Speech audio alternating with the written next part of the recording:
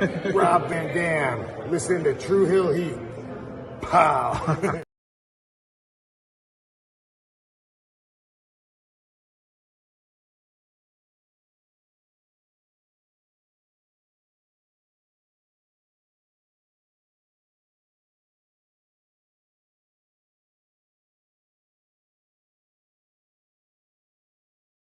What's up, True Hill Heat? True Hill Heat. What's up? True Hill Heat.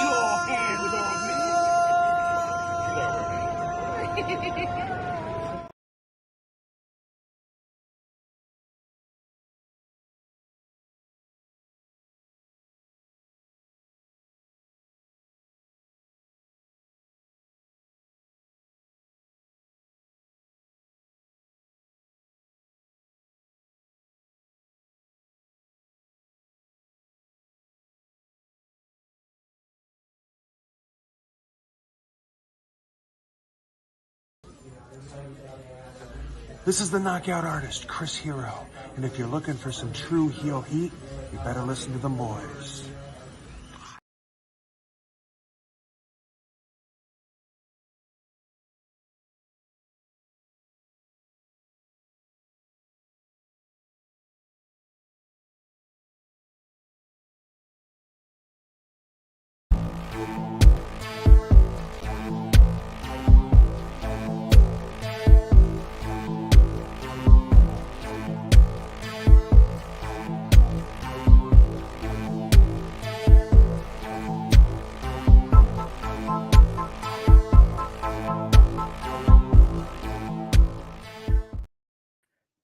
Hello, hello, hello. It is me, your True Hill Phenom SP3. We are live on the True Hill Heat YouTube, Facebook, and Twitter for our WWE Elimination Chamber Perth review. It was just 12 hours ago. We were live here on the True Hill Heat YouTube channel watching WWE Elimination Chamber Perth. And now we are back live to talk all about it. I am joined by my esteemed colleague, my co-host over on the True Hill Heat flagship podcast, one of the co-hosts of Elite Heat, the True Draw, Josh. How are you doing? How's it going? How's it going, everybody? You feels a little got weird. sleep.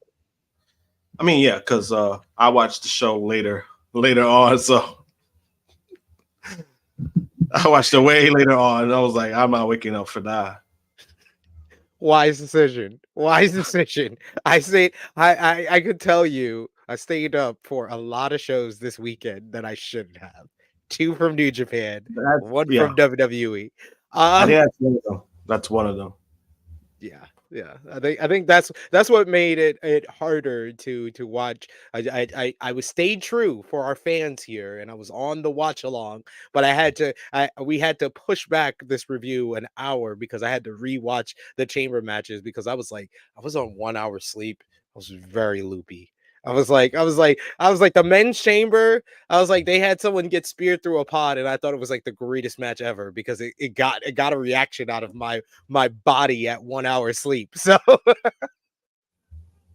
So yes, I am now here to review it with stable eyes, with more than 1 hour sleep, and we are here to discuss it with all of you. We appreciate y'all if you're watching us live. Appreciate y'all if you're watching us on demand. Show that appreciation back the simplest way possible. Drop the thumbs up on this video. Share this video with all your wrestling fans, friends, and family on all your favorite social media platforms. If you're new to the True Hill Heat YouTube channel, hit that subscribe button, hit the bell to stay notified for all the great content here, and sound off in the live chat. We love to interact with all of you. We'll try to highlight as many of your comments as possible. But of course, if you're feeling generous, you want to give back to what we do here, and you want to have your comment highlighted and read on screen, you could send a super chat donation like our good friend Chuck Berries. Thank you so much, Chuck Berry, sending us an early super chat before we went live. And this is actually his 10th super chat sending to us at the True Hill Heat YouTube channel. So thank you so much for the support, brother. He says, is it true that Maurice is dealing with ovarian cancer? If so, my thoughts and prayers are with her and the Miz. You were nodding, so you know. Is she? I've been hearing about it. They haven't really touched on bases. I did hear about it like a week or two ago. But since then, I don't know. Like, I truly don't know what's going on. Like, I don't know if it's true or not. But this is like a handful of times I've heard it. But it's kind of weird that they hasn't been like a center point on any news stories yet. No, that is kind of strange. But yeah, I mean, we'll definitely, I'm definitely do kind of my research, Chuck Berries, and make sure I have an answer for you when we do the flagship podcast tomorrow. I'll try to look up any information that's been made public in regards to that. But if she's dealing with that, God bless to her, and and God bless to the family, and hopefully she can, overcome that disease. We got Chuck Berries, who also with another super chat donation. Thank you so much, Chuck Berries. He says, as far as Elimination Chamber, it was all right. I think that's how I saw a lot of people. I saw this is kind of a very polarizing. I feel like the first two premium live events of WWE's new year for 2024, you've kind of seen widespread as far as like the feedback. Royal Rumble, it wasn't universal that the show was great. It wasn't universal that the show was bad. There was some people who thought it was bad. Some people thought it was good. This one, it's seeming so far online after like 12 hours since the show, it's seeming like similar to that. What is your overall thoughts on today's show, The Elimination Chamber? It feels stagnant. It wasn't. I kind of feel the same way like I felt about it with the Royal Rumble. Royal Rumble, to me, wasn't terrible. Was it like a memorable Rumble? No. For obvious reasons. It just feels stagnant. It feels like they're kind of stagnating at the moment. It's not fantastic, but it's not terrible.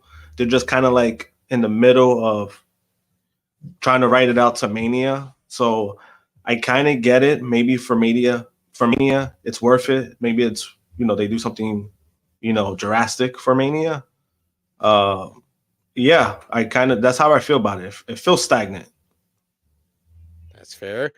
We got here in the chat, Bell confirming, saying that Maurice confirmed it on IG in a long statement. It's hidden behind a photo.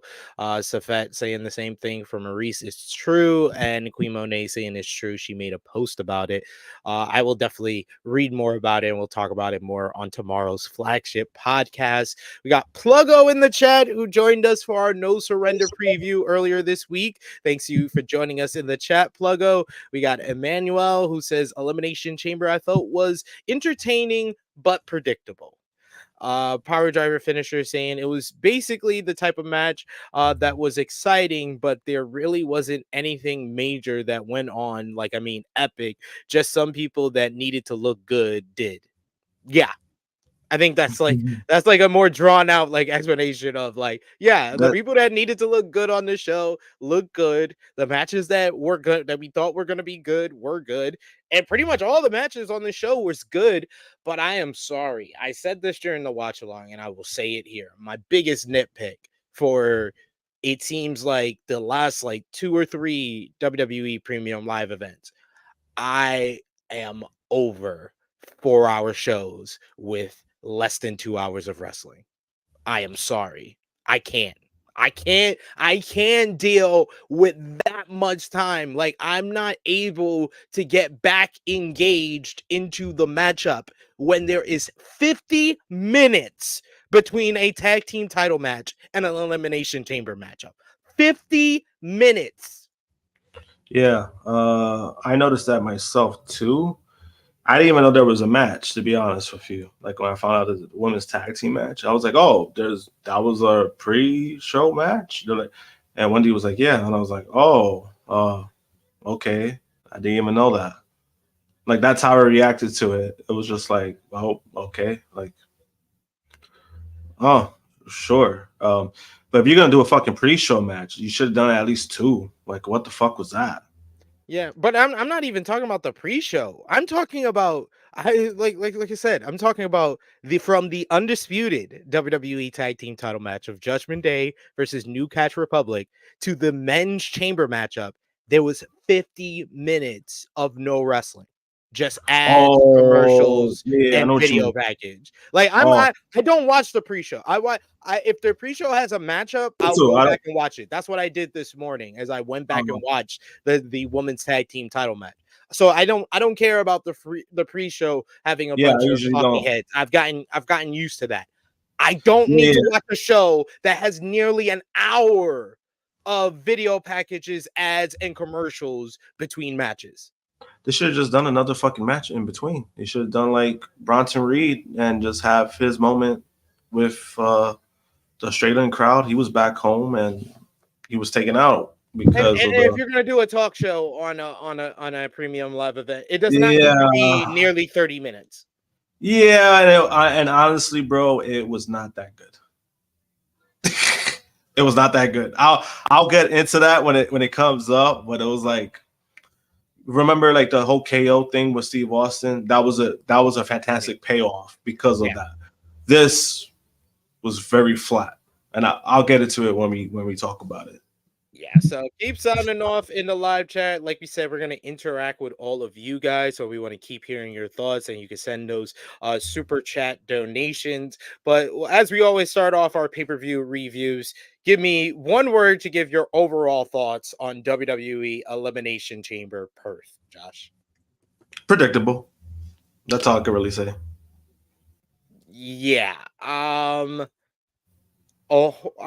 I can't come up with one word. I would just say my full thought is a whole lot of fluff. It's a whole lot of fluff on this show.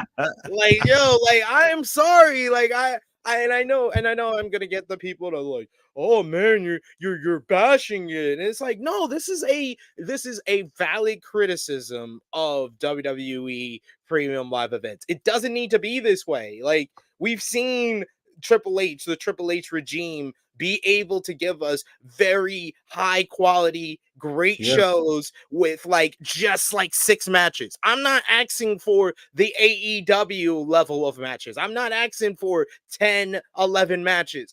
I'm just asking for 6. Give me 6 on the main card so I'm not sitting there for more than half of the show not watching any wrestling. Yeah, and I think too, to add to that, I think they're getting a little too comfortable with that, because if you notice their pay-per-views, they don't have a lot of matches, and I think that they're getting a little too comfortable, and sometimes that could hurt your show, because again, the whole purpose of a pay-per-view, premium live event, whatever you want to call it, is to have matches that you probably won't see on TV as much, or nice build-ups and some payoffs. So when you kind of do it like that, it's you're not really doing much when it comes to those kind of shows. It's like, for that, just put it on Raw or something. Like, that's just how it comes off to me. My main gripe as well is that this was a great crowd, and the visual of this crowd was tremendous, and it was great visually, and the presentation was it was so well done that I would have liked more people to get the opportunity to perform in front of the crowd. That's another thing. And I understand that, the Punk injury, the Seth injury, Fightful Select reported after the show went off the air that Seth Rollins versus Bronson Reed was originally supposed to be on the show before Seth's injury. And when I learned that, I was like, well, first of all, I've been said that. I've been called that ever since Bronson Reed did that one promo in December or January. I was like, yeah, they're probably going to set him up to verse Seth at Elimination Chamber in Australia. Yeah. But Seth's injury kind of kiboshed that, and now we're at a situation where you had a 4-match main card. That matchup would have made this show a lot better. Yeah, well, I mean, because I was looking at Bellett's comment where they're like, because he had a baby, but that doesn't. I mean, it doesn't make any sense, because if he was already booked, if Seth was healthy, he would have been booked either way. So, and then he kind of did allude to that, where he didn't really confirm it, but then a while ago he was just like, they basically said that had nothing to do with it, him having a kid. So it was like, if he was gonna face Seth, it was gonna happen. You know what I mean? So even if you take him out, he didn't have a kid, because he had a kid, it doesn't make any sense realistically, because he was originally booked for the show either way. So I mean, it's unfortunate because I think that would have been cool. Even if you put him in the chamber, I thought that would have been like a cool thing. But you know, man has his priorities. So Yeah. if that And is true, it basically sounds like the yeah, original plan was for him to be on the Chamber show, and he basically was basically when Seth went out, they were like, we're not gonna put you in the Chamber matchup. You got a baby on the way. You should stay at home with yeah, your wife, and it worked out. It worked out that he gave birth. I know Bell saying that's what yeah. that's Like he what did he say it. Like he did say that, but then a while ago he did say himself like that had nothing to do with like Yeah, there was check, a check report that was out there Bill. and he Bill, check his Twitter. He didn't even delete the original post. His original post said his wife being pregnant had nothing to do with him not being at the chamber. Then when his wife had the baby, oh, that's the reason he's not at the chamber. It sounds like I said, it's just a situation that was changed. That he was supposed to be on the chamber card.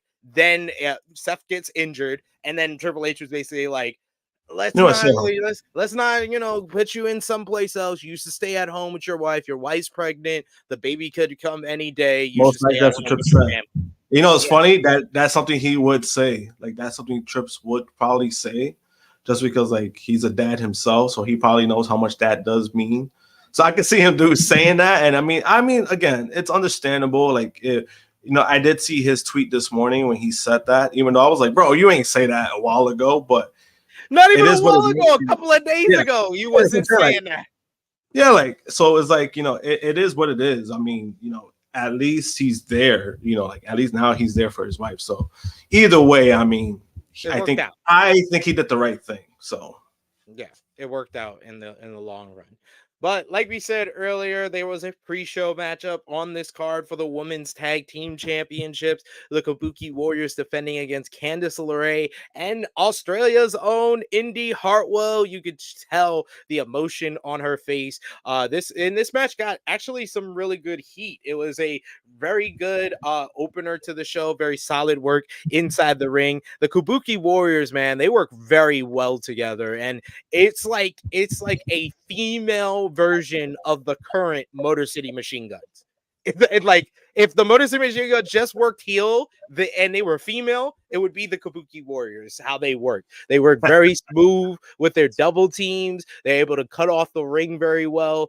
They could sell and bump around for the baby faces. So I really enjoyed their work in this matchup. I liked Indy Hartwell coming out with the energy, but in the end, they took out Indy, running her into the ring post, and then Candice LeRae took the Scorpion Death Drop, insane elbow combination for the victory here. I gave the match 3 stars to kick things off, so good stuff there from the Kabuki Warriors, who will be facing Dakota Kai and Bayley on SmackDown in Phoenix next Friday. Do you think that is where we're going to get the Dakota Kai heel turn?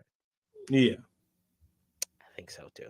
I think that's fairly obvious, and I mean, we'll see where it goes from here. It's just I thought when it came to that, I thought it started a little bit too early, but maybe this is the reason why they did it, because you still need the last person to turn on Bayley.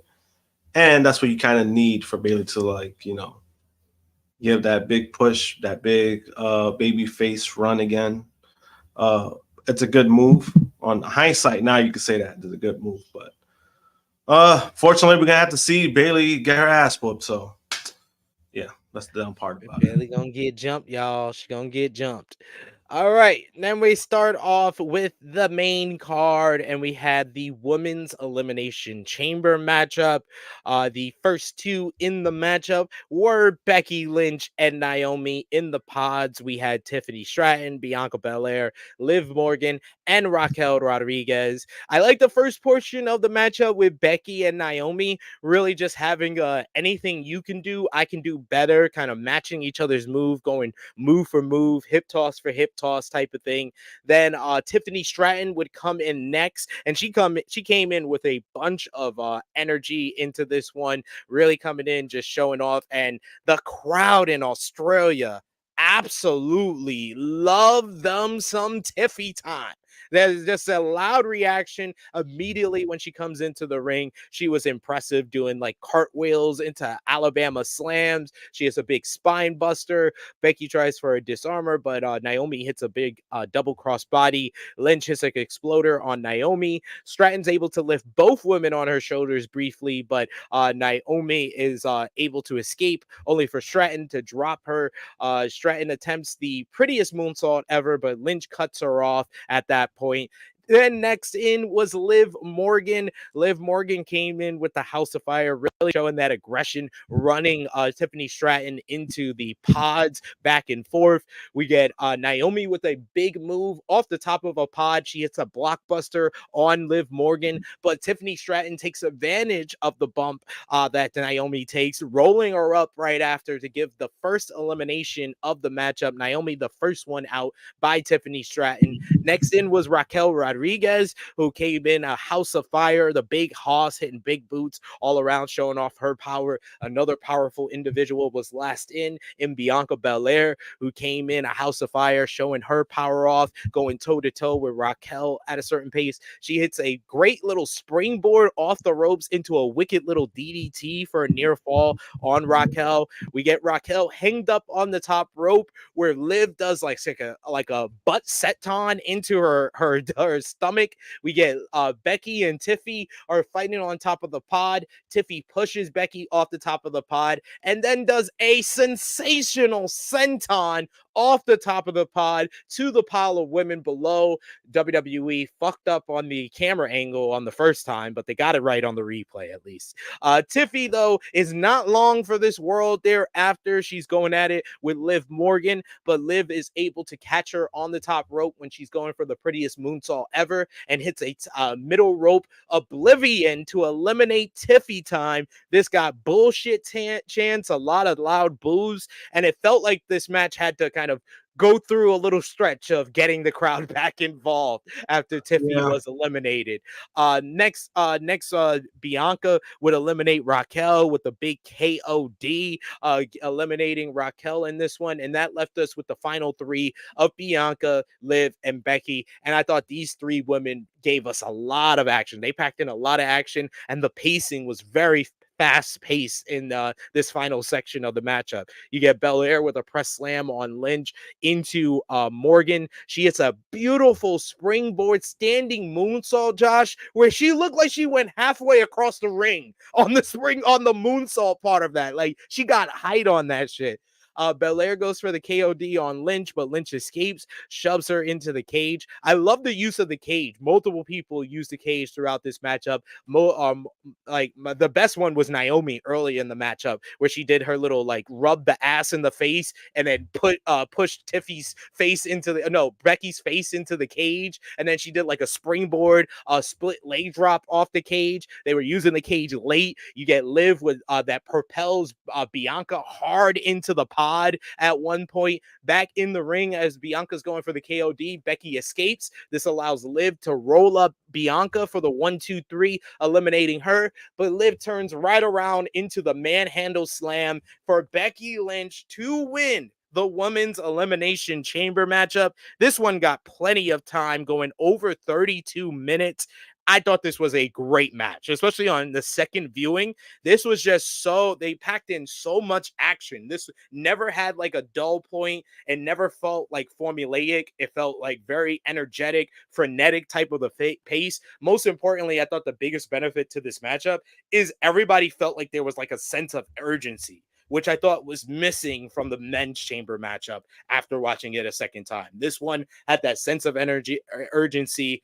Tiffany Stratton looks like an absolute star. Becky Lynch, the predictable winner, but I thought the finish kept Bianca Belair and Liv Morgan strong at the same time. A lot of people came out of this looking good, and I thought that this was a great chamber matchup and arguably probably the best women's chamber match ever. What did you think? I gave the match overall 4.25 stars. Yeah, it was great. It was a great opening match. In comparison, like if I'm gonna compare like the women's Royal Rumble and like the chamber match, I thought I enjoyed the chamber match a lot more when it comes to like the use of the women that they had. Yeah, I mean it was really good. The only downside I would say is that spot with Tiff where she does the flying swanton, and then she gets eliminated like less than 5 minutes after that. I kind of probably would have changed that a little bit. I probably wouldn't have paired her with Liv, or she probably should have just beaten Liv. That's just my opinion. Because I'm just gonna be real. I think Liv is overrated. I still don't see the big deal with Liv. That's just my opinion. You know, I thought that was probably the only misstep I would say when it comes to the match, because she looked like you said, she looked like a star. That was a big fucking moment, and then all of a sudden, boom, she's gone. And I felt like that's why the crowd was pissed about it, because even if Tiff, right?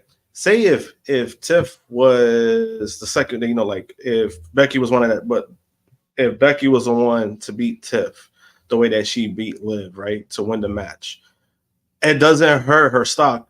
I mean, not her stock. The crowd wouldn't have reacted the way that they did when she got eliminated. And I think that's the only nitpick I have when it comes to that. But overall, I mean, match was great. And I kind of felt like the weakest link in that match was maybe Raquel.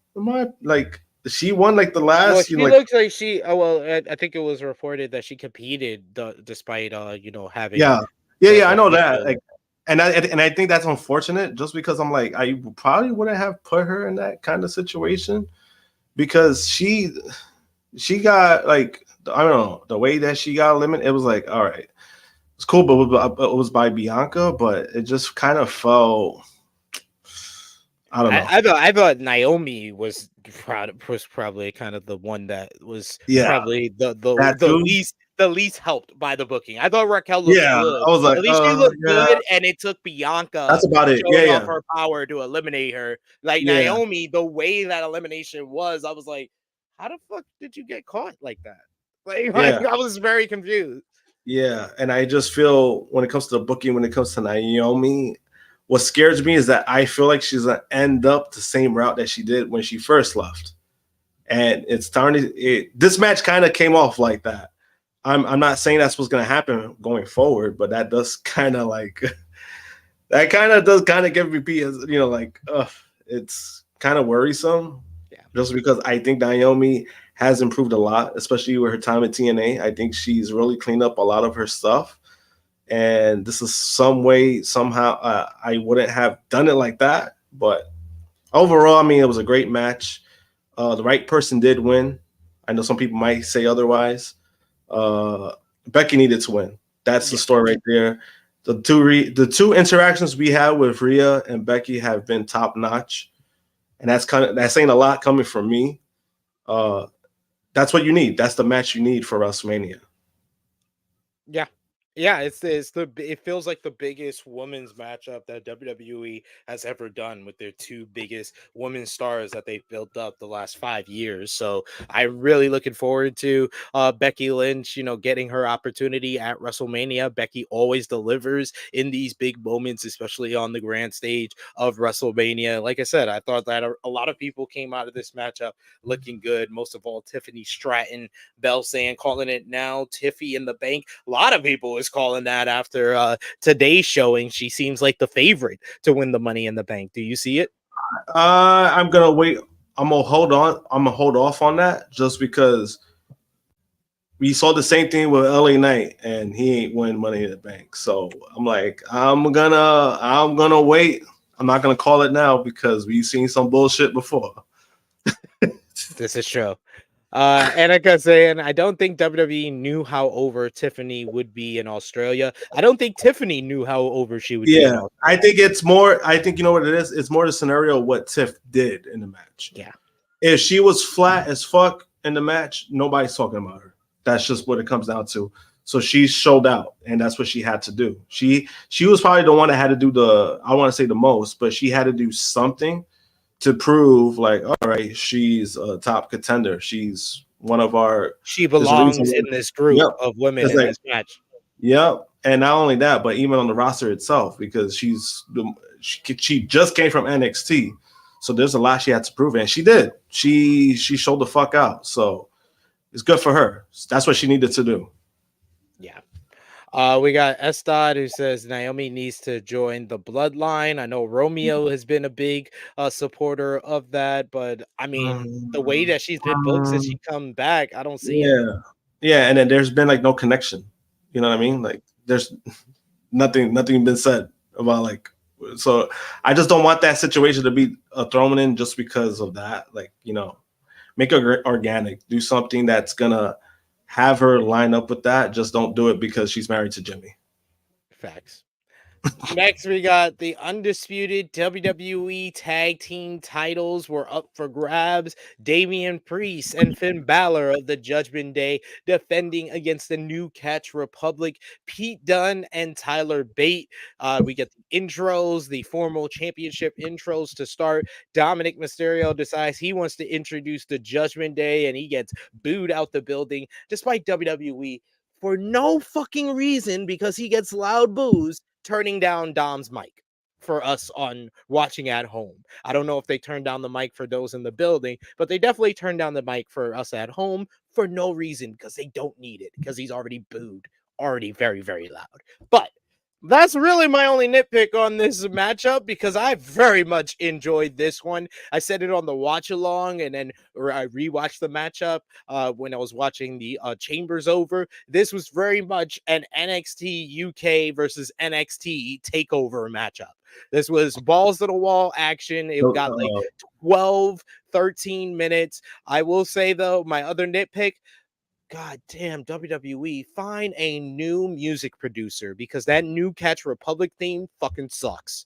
But they came out very hot in this one, going after the champions, starting out quick and fast.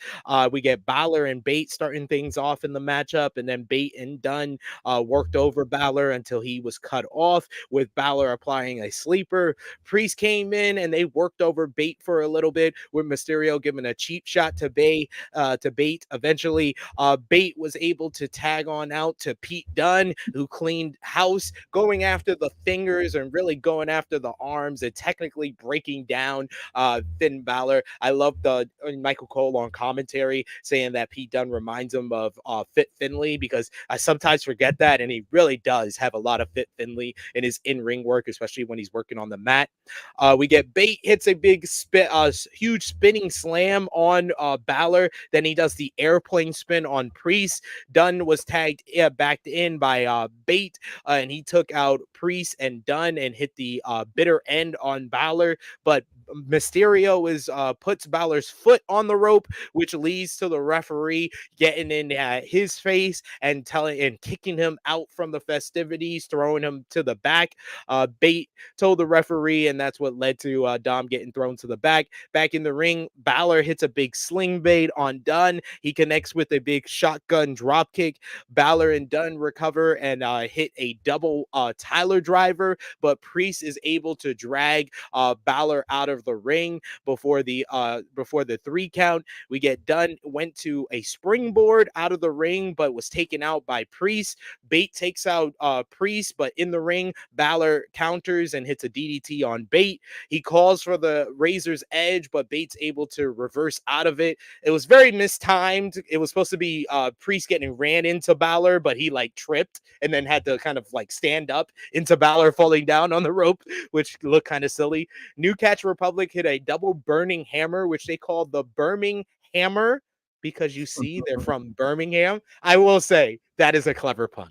But Priest is able to kick out. New Catch Republic tried for a double team off the top rope, but Priest is able to reverse out of it. He hits a avalanche double south of heaven choke slam on New Catch Republic. He tags in Balor, who follows up with the coup de grace to Dunne for the Judgment Day to retain the undisputed WWE Tag Team Championships. This was a balls to the wall, like sprint really of a tag team matchup. Had a lot of great near falls, a lot of great action. I thought it was just close of being a great matchup, but a very, very good one. I give it 3 3/4 stars. Josh, what did you think? It was a good match. It was just kind of a little bit hard for me just to get into it, just because I already knew the end result to it. But it was a good match. Yeah, I'm not a fan of their theme. This fucking sucks. I would have preferred the old Pete Dunne theme. Like, just use that one. Fuck it. I don't know. What's the name of the group again that does the music now? Def Rebel. Yeah, they fucking suck. Yo, fire them, yo, like immediately. Like all their themes sound the same. It's just generic rock shit. Generic rock shit, and there's like there's no flow to it. I like rock. I love rock music. That's my favorite genre. But it's like it needs to mean something, especially when you're doing wrestling music. Yeah, I mean that shit sucks. But overall, the match was good. Right team won, because they're going into Mania with the tag titles. So, yeah, I mean, great match. I can't complain about it. Yeah, really enjoyed this one. We got Emmanuel, who said this tag match was good as fuck, a straight banger. We also got Estad, who says, well, they have to start somewhere. They're not saying nothing now, but seeds can be planted, and it would. I mean, that's what I said. I mean, yeah, Naomi. Yeah. I mean, that's what I said. I'm just saying right now, I wouldn't do it just because there's nothing there. That's all I'm saying. Yeah. Just don't do it because she's married to Jimmy. Make it. I'm saying just make it mean something. Yeah, like I know Romeo said, oh no, it should be like a surprise. No, you have to build to that. You have to build to Naomi. We can't just have Naomi cookie cutter smiling all the time, and then all of a sudden, because she doesn't have a match at WrestleMania, she wants to turn heel. Like that's basically what corny. That's corny. Yeah, that would be that sounds like I don't know. That sounds lame. Especially sounds like the Jimmy Uso heel turn. Yeah, it sounds exactly like her husband's heel turn, where it just felt like it was just thrown together. And I also think that even if you put her in the bloodline, she's not gonna even be second. She's just gonna be like in the back of the bus, like kind of thing, like back seat. I don't want that for Naomi, especially her coming back right now. I wouldn't want that. I feel you. We got Bell, who says, I enjoyed this match. I just love seeing Tyler Bate wrestle, so I can't complain too much with this one. Power Driver Finisher said, I skipped this match, but I've been hearing it was good. It was very good. You should watch it. Queen Monet saying the tag match was fire.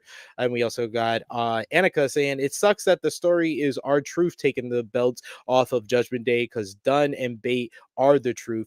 Dunn and Bate and DIY and the Creeds are all much better choices to win the tag team titles from Judgment Day than Awesome Truth. I understand the Truth story is fun. I enjoyed the hell out of it.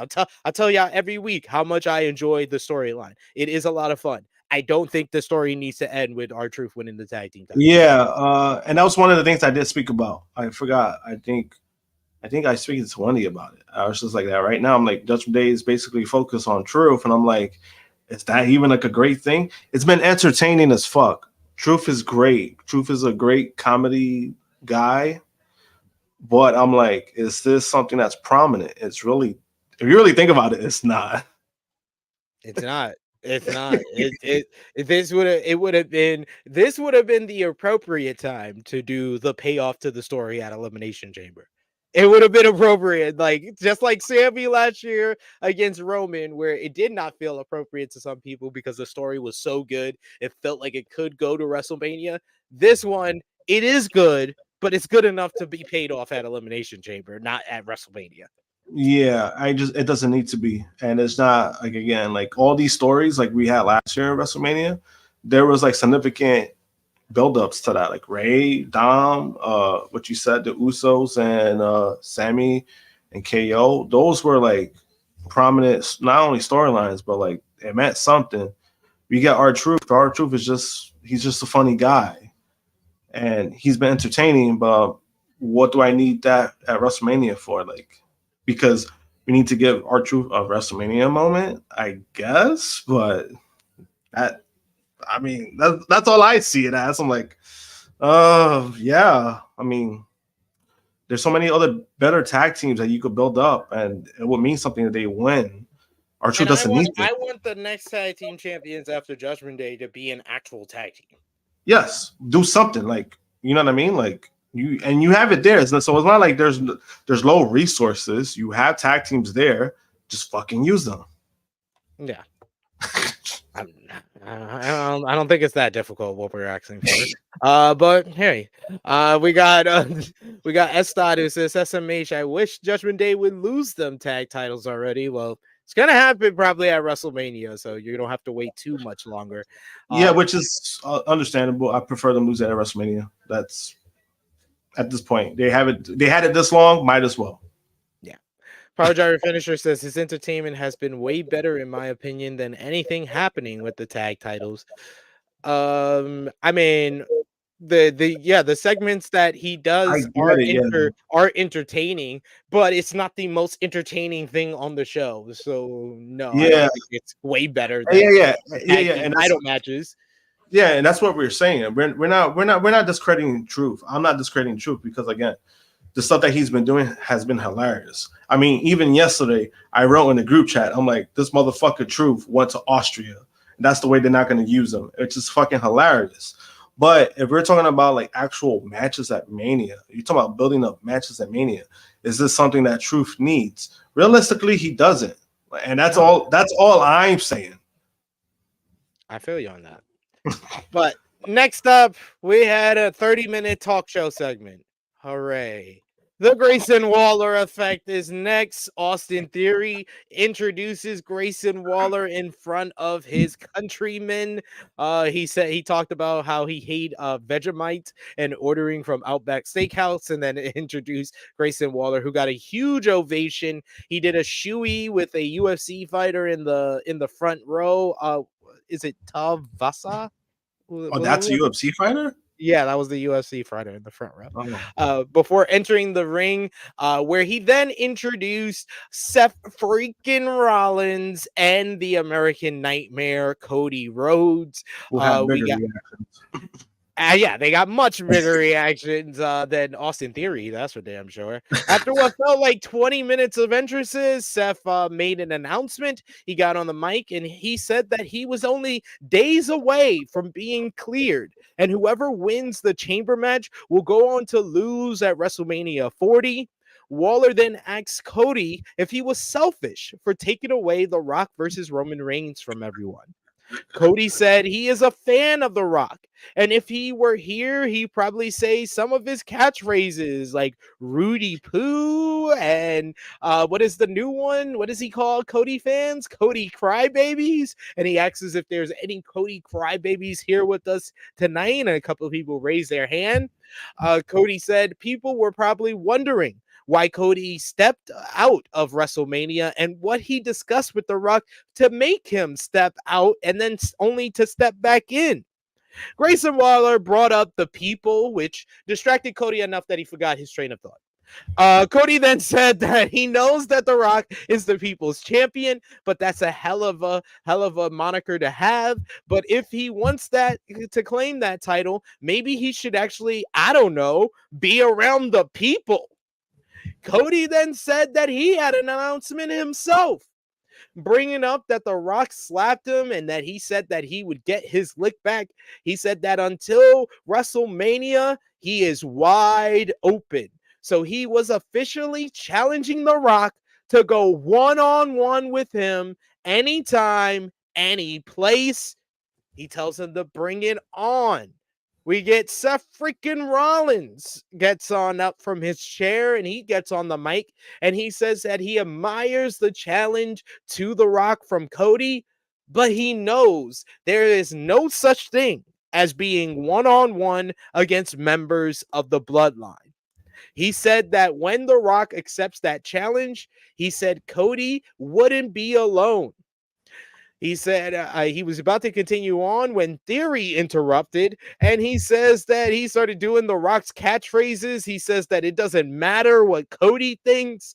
He says, finally, Austin Theory will finish his story. And Seth Rollins starts laughing and basically egging him on with this. But this leads to Seth basically beating him up. He throws him into Waller's sign. Waller acted like he was going to get involved, but he basically basically steps away and lets Seth and Cody jump his best friend. So Cody gives Theory the Cody cutter, and Seth follows up with the curb stomp to stand tall for the baby faces. Seth Rollins being physical for the first time since his injury back in January. Seth and Cody shaking hands to officially unite as a duo here. But the big talking point is Cody's challenge for The Rock. Do you think that it is a possibility we get Rock and Cody on night 1 of WrestleMania before before Roman and Cody? Roman and Cody 2 on night 2. No.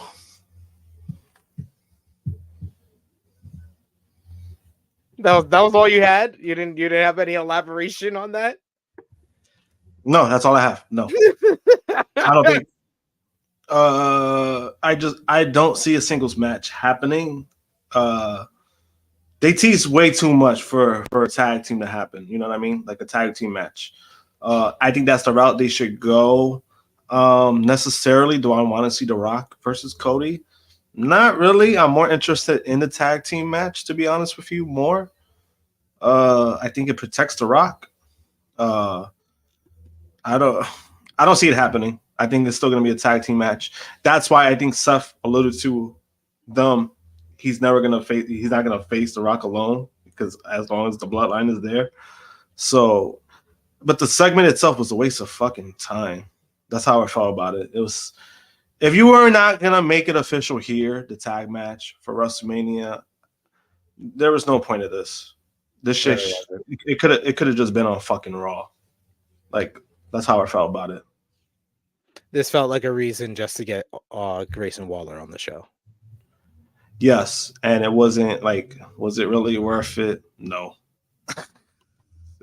We got Emmanuel who says this could have been a Raw segment. We got Safed who says this segment felt flat.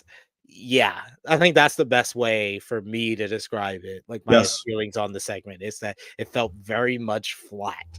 It felt like they really wanted to say something, but like it didn't even sound like the crowd in Australia. It didn't even sound like the crowd in Australia believed that Cody was challenging The Rock. Yeah, you know where it kind of took a nosedive is when Cody was about to explain the whole thing that everyone's been waiting for. Why did you change your mind? And then they just got completely away from it. That's where I think I think that's where it took a nosedive. I agree. It just I literally on the live stream, I was like, oh my god, they mentioned it, and then they just went away from it. maybe like that's their way of finally acknowledging it, and then maybe the next time Cody does speak and he does have a microphone, maybe they're waiting for a face-off between him and The Rock, and then maybe he talks about it then. I think that would make more sense. It was just once you mentioned that, and it just went nowhere after that. I didn't care what happened after that. Safet, it's not happening in WrestleMania 40. Like if Rockin' and Cody is happening, it's happening at 41. It's not happening at 40. Wait, what? Safet says if The Rock is facing Cody Rhodes at WrestleMania 40, it might main event night 1. I'm just telling you, this is not happening at WrestleMania 40. I was like, if it does happen, it's probably being set up for 41. Yeah, and that's if Cody keeps the title or if he becomes champion. We don't even know none of that. I just don't think it's going to happen. I just think they've done too much and they invested too much for this tag team match not to happen. That's all I'm saying when it comes to that. Yeah, they got Seth Rollins involved too much for him to just be a corner man for Cody. Nah, that doesn't seem right. We do double duty. Both of them are going to do double duty. Cody, Seth, and Roman probably going to do double duty, and I think that's a good thing for WrestleMania itself. Agreed. Will Chisholm with a super chat donation. Thank you so much, Will. You are the funder of our channel here. We appreciate you. He says Rhea played Cody theme so long it almost looped twice. I laughed so hard. Only Cody Rhodes. I love how Cody said, "I'm free between now and Mania." Like The Rock is going to work a Raw show. It's like, dude, we know this is not gonna happen. This is the last pay-per-view before WrestleMania. Why are you even trying to make it sound like he's gonna go one-on-one with you on an episode of Raw SmackDown? Yeah, and that's why it was like, ugh, like, come on, bro, come on. You know that's not happening. S. Dot. This is what I say. Like I literally try to highlight comments and just give y'all fair warning. You know, I gave some fair warning that Cody and Rock is not happening at WrestleMania 40. I'm giving you fair warning. Rock and Cody ain't happening at no damn SummerSlam in Cleveland. It's not happening. Rock ain't working SummerSlam. Rock ain't working no happening. He ain't working no SummerSlam. This is like the people that 3 months ago thought that Rock was gonna work today's show. And I was like, no, that's not happening. He will, if you want him to show up and just show up, that's fine. But if you think Rock and Roman was happening on this show, I got a bridge in Brooklyn. I'll sell you for $1 million. That was not going to happen just because when you looking back at what the show was today, it's a good thing it didn't happen on this show, to be honest with you. But that wasn't going to happen at a show that started at 5 a.m., regardless of people want to say. It was just not going to happen. I mean, it is what it is. It's a good decision. Yeah. And next we had the men's elimination chamber matchup. LA Knight, yeah, Drew McIntyre, Randy Orton, Logan Paul, Bobby Lashley, and Kevin Owens participating in this one. And I was actually looking forward to this one a little bit more than the women's chamber matchup. But goddamn, once again, like, you have to realize this tag team title match at this point had ended almost an hour ago. And I had to sit through the Cody 30-minute segment, had to sit through multiple commercials and ads. Jesus Christ, WWE, just work on your pacing of these premium live events. I beg you.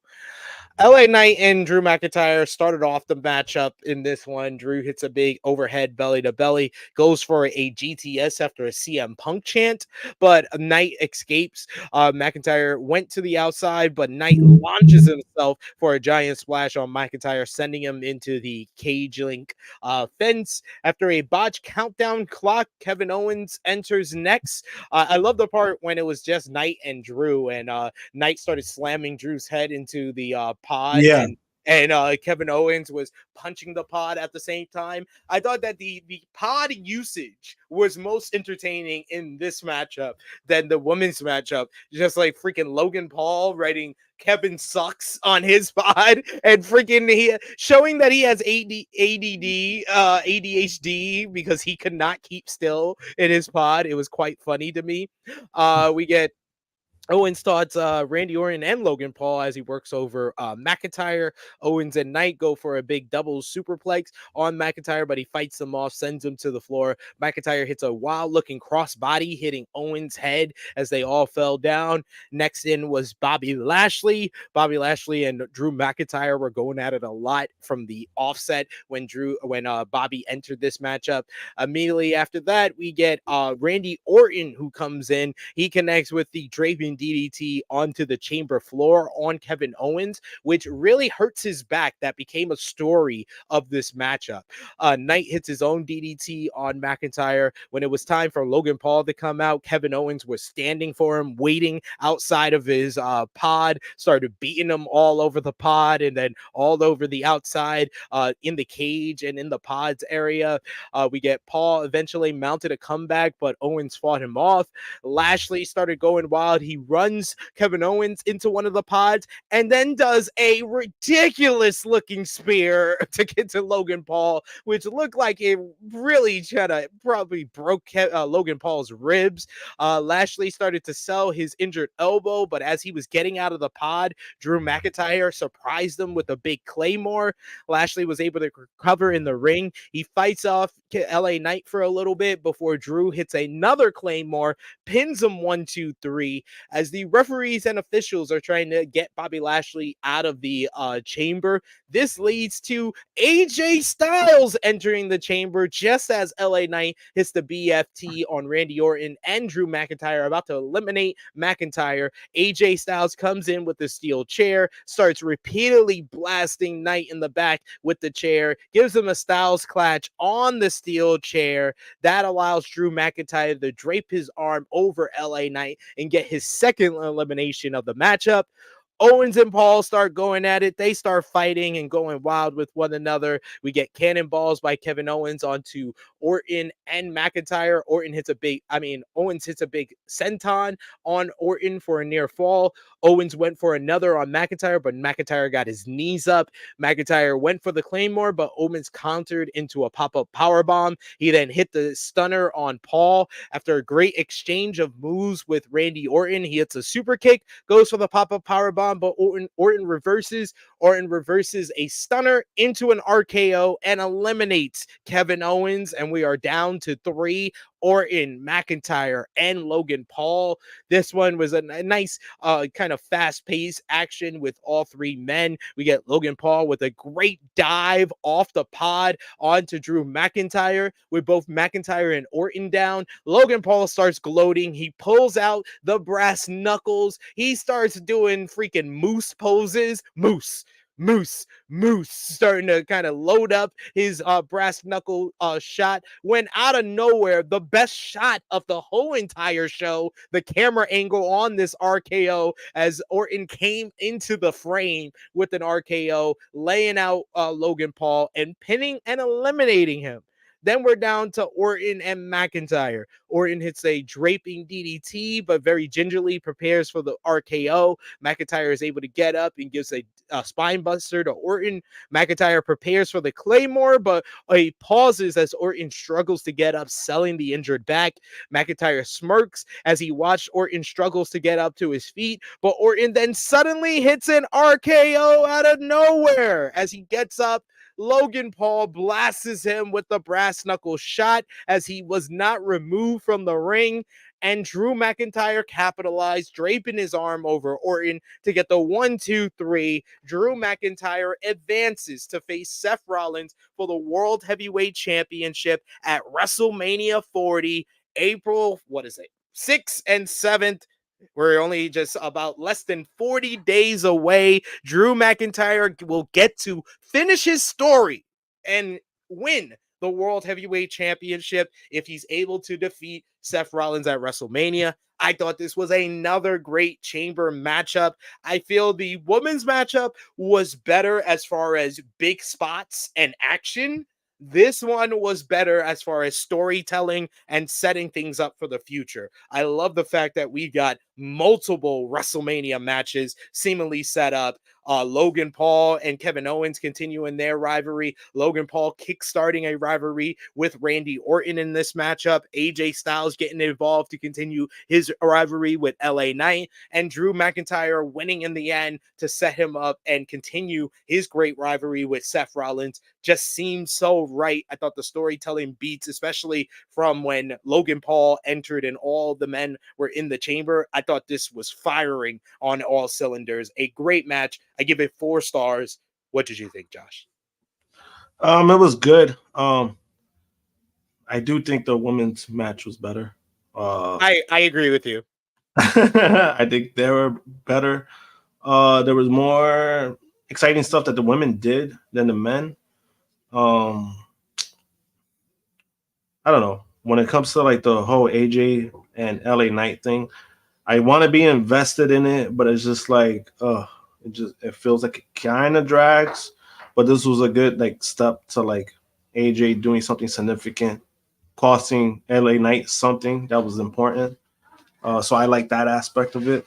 Logan Paul knocking out Orton.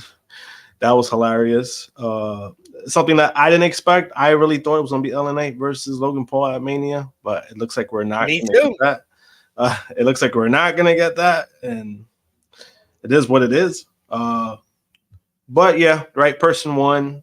The only person that was on Raw who won. So, I mean, dead giveaway there. So, I mean, did we expect anybody else to win the match? No, Like, we did not. So I mean, right person won. Now it's gonna be interesting to see what's gonna happen with Drew, because it's like, if he wins the title, does that mean he's staying? Is he gonna resign? Or what does that mean exactly? Like, hey, we'll give you the title. They could still give him the title, and then he chooses not to resign, and then you got to get the belt off of him. So it's going to make an interesting scenario, and this is exactly why WWE is doing this, because this is what they've always done in their history of negotiations. So we'll see what goes from here. Yeah. This is their way of making the pot sweeter for Drew to sign on the dotted line. Like, you're gonna win the World Heavyweight Championship at WrestleMania 40. You're gonna be the top heel on Monday Night Raw. You're gonna be the guy that fused with CM Punk this summer. He needs to. But realistically, I mean, if Drew stays, I mean, that'd be a good thing for him. I've always been a huge Drew fan. Everybody knows that. Wherever he goes, I'm gonna support him. I just think that this is a good role for him right now. And if he does resign, he's gonna make the best decision for himself. And hopefully, I hope that this is not like the last of it. You know what I mean? Like, I don't want them to do a big push and then all of a sudden, nothing else happens with him. Because I think he does bring a lot to the table. Babyface or heel, I think he's great. Yeah. Like Esthod, he says, let's say they do a tag match at Mania, then Rock versus Roman at SummerSlam. It goes to The Rock saying he doing a long build. No, it goes to The Rock saying he doing a long build if they do it at WrestleMania 41. Rock is only working WrestleMania like that. Like, you saying I don't need a warning, sir, but obviously you do, since you're still coming up with scenarios that ain't gonna happen. You're setting yourself up for failure, or to have expectations or have a prediction that is automatically wrong because you think Rock is going to work a show that he will not. He's not going to work any PLEs unless it's Saudi Arabia. And even then, he's not going to verse Cody at Saudi Arabia. He's not versing Cody or Roman Reigns at any show other than WrestleMania. I can see him working a Saudi Arabia event, but it will probably be a tag team matchup with Roman. Yeah, and again, I just wouldn't want to throw The Rock in there just to throw him in there. You're not gonna get him at SummerSlam. If it's gonna be in Cleveland, he's not doing the show in Cleveland. He's gonna do it in a big market that's gonna guarantee him money. I'm not saying that that's not what Cleveland. I mean, yeah, where Cleveland is. It's just realistically, if I'm The Rock, and I had to choose between Saudi or SummerSlam, I'm choosing Saudi, even though I don't want to go out there and potentially end up like that reporter. But it is what it is at this point. He doesn't need to just keep it. He could do WrestleMania matches, and even if he does wrestle next year WrestleMania, I mean, then we could get a singles match, but that ain't happening at SummerSlam. It's just not gonna happen. It's not. Emmanuel saying ladder match for the US title at Mania. That's what me and Romeo were talking about. Like, that's what it felt, because there's like, that's too many singles matches to do at WrestleMania. So you might as well just put Logan, Owens, Orton, LA Knight, AJ Styles, and throw in a sixth guy. We said Braun Breaker, and that be the 6-way ladder match for the US title. Yeah, it could be. It's just, would you really put Orton, LA Knight, and Styles in a match again like that? Because we saw what happened. Styles, I would. LA Knight. I mean, Mr. Kennedy was in a ladder match, so. No, LA Knight can be in a ladder match, and Orton's not going to take any bumps, so he's just going to be catching people with RKO. No, I think that's why it's not so much of like, a ladder match. It's just like when we had those three guys work together already, it was like, we didn't. I don't think they were the problem. I think that the match was actually good until freaking House of Torture USA Solo Sikoa came out.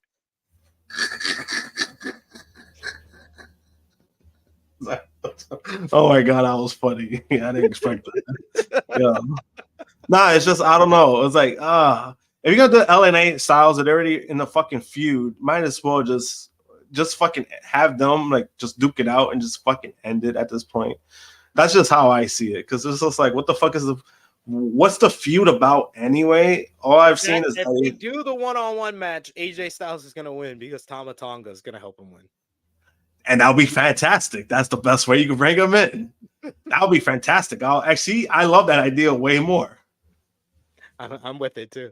Power Driver Finisher says, I enjoyed what they did in this matchup with the ending and some of the spots. Yeah, like I said, I thought that the ending to this matchup, even though I like the ending to the women's matchup, I thought the ending to this matchup was much better. Because it needed to be. Like, Drew needed to win in a shitty way. And this was the shittiest way you could win. It just continues.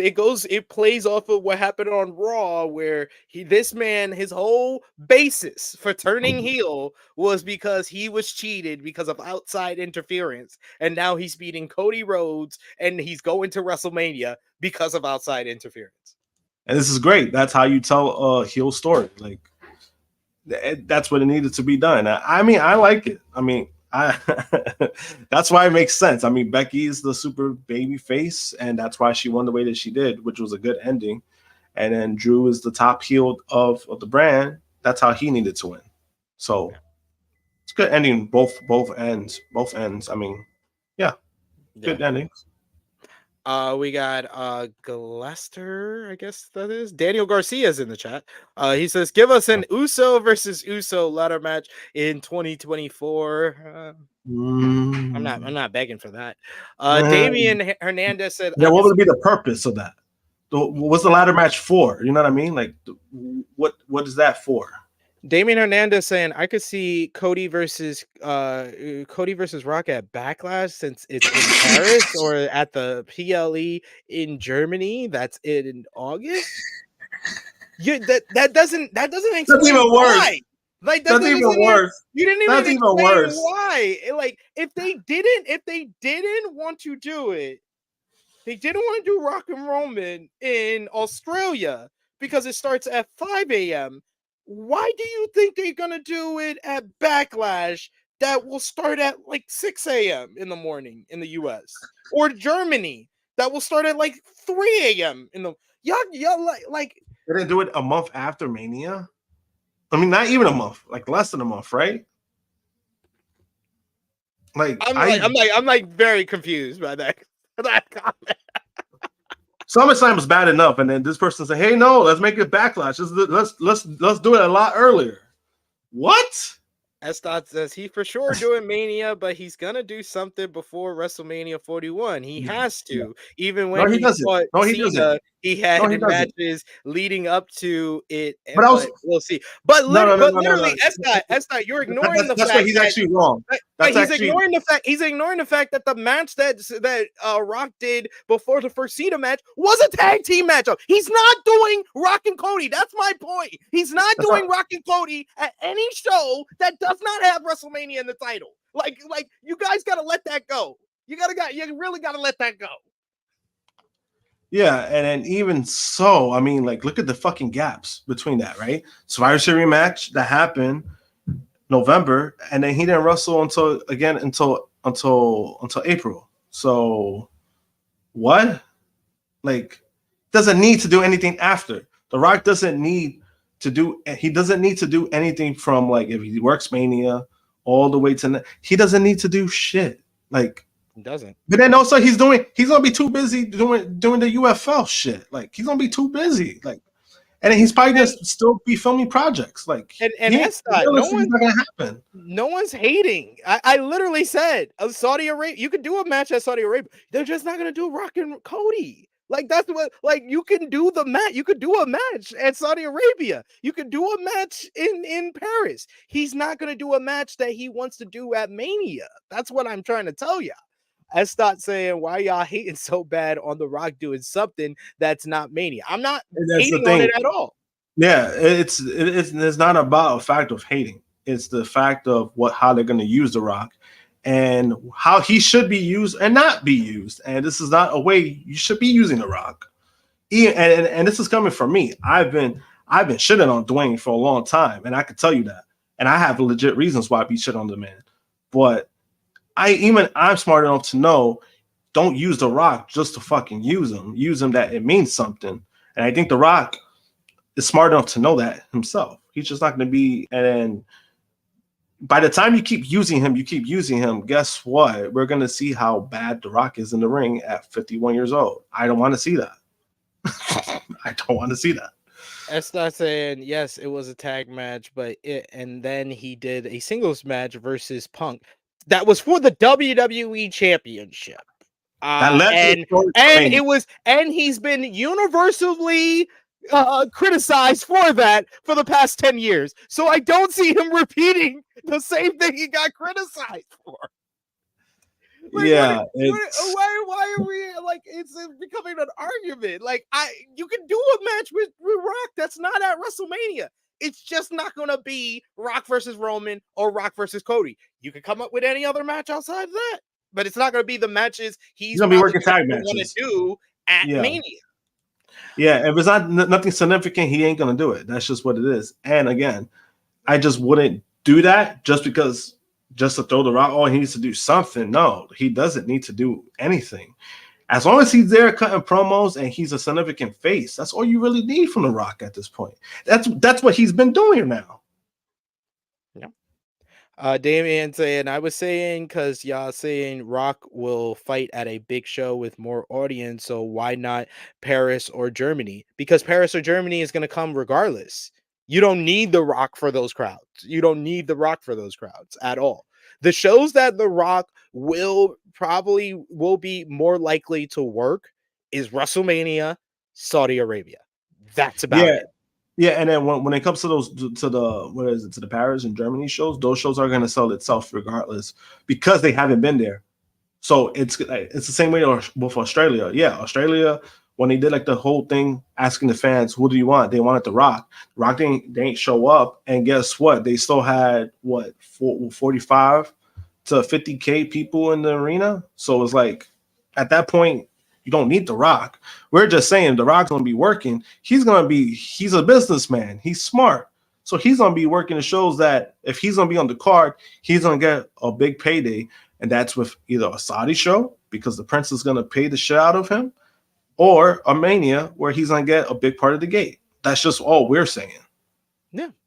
I think that the kind of the block for the people that are like not liking what we're saying is that they're not thinking about it from like the business point of view. They're thinking about it in the what I want point of view. And also like when it comes to like us like talking about it like on True Hill Heat, we do a mixture of both. If there's things that we want to see, we'll say it. At the same time, we'll say like if it's a smart decision or like business decision or not, because at the end of the day, you also got to look at it as we know how WWE runs their business, right? It's like last year when people were like, "Oh, Jay should be the one that's gonna dethrone Roman." We knew for a fact that was not going to happen. Why? Because that's not what they want for a business. Jey Uso is not going to be the face of the company. That's just what it is. I really feel like I was the first guy on wrestling YouTube that said that it did not seem like Cody was going to beat Roman at WrestleMania. But they did such a great job of building to the matchup that they convinced me to change my pick. So I will give them credit. I always give them credit where credit's due. If you can make me change my pick, but it just felt too manufactured for Cody to win that I was like, nah, I don't see it. They're riding high. And the reason they're riding high is because this guy's the champion. So I don't know if they're going to be confident enough to make that change. And they weren't. Yeah.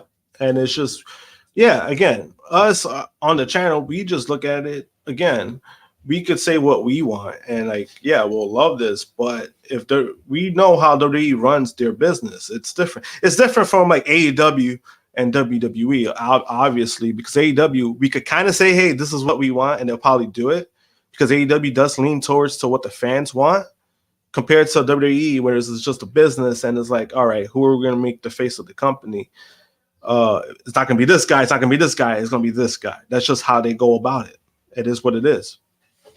I start saying, "Oh, love to, bro. Y'all my fave motherfuckers. Don't get it twisted.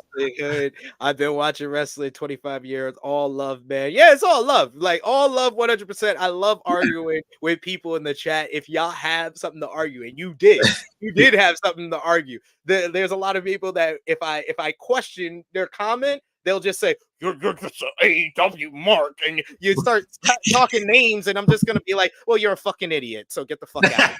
That's not, I can have a debate with you, even though you're in the comments, I'm on screen, because you had a point to make, and I can respect that. But yes. Yeah. And nothing was bad. What everybody was saying about The Rock is not a bad thing what you guys are saying, because I get what you guys are saying. It's not, again, we're not saying it to discredit anybody. We're just saying it like, no, this is not going to happen, because we know how Dwayne is. We know how WWE is. They're just not going to do that because they know that's bad for business. The less that you have The Rock on TV, guess what? That's the more money they're going to make. Why? Because when you know he's going to be on the show, people are going to pay to watch him. That's why when Romeo, I don't know if you saw the preview. Romeo was like, oh, like we got asked in the chat, oh, what surprise is it? Romeo was like, oh, The Rock and Roman are showing up. I was like, that's not happening. Like The Rock is not coming. Like how are we here? How are we here? Less than 24 hours from the show, and I had someone on here telling me Rock was good. Like they have made it perfectly clear he's not gonna be on this show, and he wasn't on the show. Yeah, and he said it himself. Hey, they say anything significant, let me know. And that was on social media when he was calling himself Cody's girlfriend. Yeah. So I thought the only thing they could have done to make it a little bit fun is via satellite, Rock via satellite. Yeah, and that probably was, he ain't gonna wake up where he's at and then do that. Well, in case no one was aware, none of those satellite ones were ever live. They were pre-taped. So they could have pre-taped it at the SmackDown taping last week for. He's like, I'm not doing that chamber. But then he would have been wearing his same vest, and then it would have been like, wait a minute, you filmed this shit early. Fuck this. They're like, wait a minute, what are you trying to pull here, sir? You ain't fooling me. You're trying to pull the okie doke on me. You can't do that to me. But yes, finishing up with the men's chamber, we got the graphic for WWE WrestleMania 40. Seth freaking Rollins defending the World Heavyweight Championship against Drew McIntyre. About what, a month and a half out, do you see Drew McIntyre winning the title at Mania? I want to say yes, because in this point of the rivalry, Seth has gotten the upper hand how many times already? Like twice. So yes. It's like, and the problem with Seth Rollins' run is not so much him, because we've praised his run because we're like, yeah, this is obviously his best title run of his entire career. The problem with his is not so much him, it's the booking of it, where he's gotten to these rivalries and he's gotten the upper hand every single time. Like he beats Finn 3 times. He's beaten Drew 3 times. I mean, twice already. So it was like twice. Not twice. So it's like, again, so it's like you're giving him these road matches and he's looking good. He's being the workhorse that he is. But what's the point of these trilogy or these two-way matches, these trilogy matches, and your champion just wins anyway? So it's like, Drew needs this. Yeah. Drew needs this. I feel like Drew is like the first person in that run of people that came out of their rivalry better. Like, yes. I feel like the rivalry with Nakamura helped Nakamura, but I can't necessarily say Nakamura came out of the rivalry better than when he came in. He's been the same, and he's just been talking more, but then he's just been losing a lot. So what was the point of that? And then Finn, I mean, he got away from the singles matches. Now he's in a tag team. So I mean, that's been a positive for him, but singles wise, hasn't done nothing. So it's like, I see what you mean. And Drew, again, he's gotten the momentum, and then it only got hotter after they put the rocket on him after the CM Punk injury, where he acknowledges the Punk injury, how he prayed for it to happen, and he's going along with it. And then his social media has been slapping. I mean, he's looked the best. Like you said, he's looked the best. And this is kind of why he needs it. it's just he needs it in that aspect. I just like I don't know what they're gonna do because of his contract situation. That's the only thing that's iffy about it. He should win it, and he needs to win it. But if he ain't gonna resign, they ain't gonna put the title on him. True. I'm hoping, because I said it during the watch along. I will say it here: Drew McIntyre is a top 3 character in professional wrestling today. Right now, yes. With Timeless Tony Storm and Christian Cage, Father of the Year. The next up, we get Triple H, the chief content officer, who comes out to greet the Australian fans. He thanks everyone for inviting them into their homes, and he announces the attendance for the show, 52,590. And that number is also another reason why The Rock is not showing up in Paris or Germany. Because they did that number in Australia with no Roman, no Rock, no Punk, no Cody wrestling, no Seth wrestling. Like, if they can do that with 4-match card, why are they going to send The Rock to Paris or Germany? Yeah, and then also they had the seats tarped off. And you really want The Rock in the building with the seats tarped off? It looked great, though. It looked great. No, it looked good. Yeah, it looked good. Like, so like it's hard to notice it, but there were sections that were tarped off, more in the top, and then towards the middle areas it was tarped off. But again, you're not going to put the Rock is not going to be there. He's not going to do that. And then if the 52,000 is legit, I mean that's a good number for Australia. That's a legit good number. But then also I noticed something too that's interesting. They've been calling Triple H his real name for a while. Like they say Paul Levesque. Yeah. Triple H Levesque. Like I've noticed, and I actually like that because it was like we know he's an executive, and I actually like that for some reason. I actually like that they're doing that. Yeah, it sounds natural now. It's still gonna take me some time to start not calling him just Triple Listen, H. Paul. Listen, Paulie. But yeah. We got Frantic World who says AEW All In have more people than WWE Elimination Chamber SMH. Don't be that guy. Don't be that guy. Come on. I know Frantic World's gonna do that. I know he's gonna do that. But you know it's funny? Somebody on Twitter tried to like talk shit about that too.